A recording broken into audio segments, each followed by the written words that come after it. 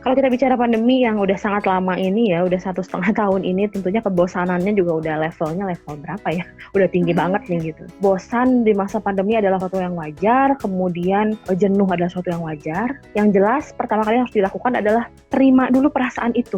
Karena seringkali yang saya temukan yang akhirnya menjadi masalah, kita tuh denial, Mbak. Bosan sih, jenuh banget sih, tapi kita ketika ditanya orang, ya mau gimana lagi? Enggak, pokoknya kita harus terus membangun aktivitas positif. Jadi kita kayak toxic positivity gitu ya, Mbak ya. Nah, akhirnya itu yang membuat kita jadi sulit. Jadi ketika kita jenuh, kita terima dulu. Aduh, jenuh banget. Kita ngomong depan anak, jenuh ya, Dek ya? Iya, gitu. Jangan kalau misalkan anak ngeluh gitu ya, bosan. Ih, kamu gimana sih? Ya gimana lagi kita? Jadi kita tuh berusaha memblok perasaan dia. Enggak, gitu ya. Jadi kita terima juga perasaan anak tuh seperti apa. Kejenuhan dan kebosanannya itu dulu yang pertama. Kemudian yang kedua adalah, ya karena kita nggak bisa atau minim sekali aktivitas di luar rumah, tentunya kita mengoptimalkan apa saja yang bisa dilakukan di dalam rumah. Tentunya selama pandemi ini sudah banyak nih yang ibu-ibu mungkin coba. Dari sekian banyak aktivitas yang dicoba, kita coba ingat-ingat lagi, flashback lagi dari mulai awal pandemi sampai dengan sekarang. Aktivitas apa sih yang membuat kita nyaman?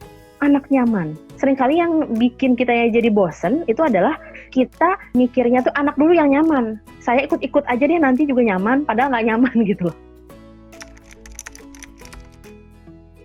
Coba kita ingat-ingat lagi dulu, waktu kita kecil, kita sukanya main apa? Kalau saya nih ya, saya dulu senengnya main tuh outdoor ya, misalnya main di taman, main di luar gitu. Karena itu tuh lebih bebas kayaknya gitu ya. Ya lebih happy aja gitu.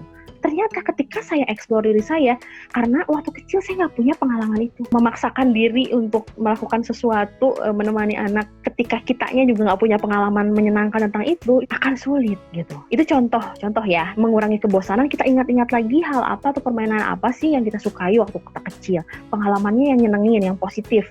Yuk kita ajak anak itu bermain itu. Kita sering sharing sama teman-teman atau cari-cari di Google, cari-cari di Pinterest atau apa gitu ya, ide-ide permainan gitu. Karena seringkali kita juga jadi bingung ya, stuck apa lagi sih ini kalau main sama anak tuh main apa lagi gitu ya, karena ujung-ujungnya gadget lagi gitu kan ya. Ya kita sering sharing gitu. Jadi kita juga punya insight, oh ternyata orang lain tuh bisa nyaman permainan ini atau aktivitas ini. Oh mungkin saya juga bisa ikut nyaman gitu. Tapi bukan berarti juga kita jadi yang pokoknya 24 jam saya pokoknya harus nemenin anak karena dia tuh nggak boleh pegang gadget sedikit pun gitu ya. Nah kalau saya sih prinsipnya nggak sekeras itu juga, karena kalau kayak gitu kita nanti bisa tertekan, Mbak. Kita perlu space untuk sendiri. Sendiri itu maksudnya kita explore sesuatu yang kita suka. Nggak harus anak terus. Karena anak pun juga demikian. Dia juga punya space buat sendiri. Kadang-kadang kita juga yang nggak sabar gitu ya. Aduh, anak main sendiri. Ayo cepet-cepet temenin. Padahal nggak gitu. Anak juga butuh space buat bermain sendiri. Karena mungkin di situ dia melatih penyelesaian masalahnya dia dalam bermain gitu ya.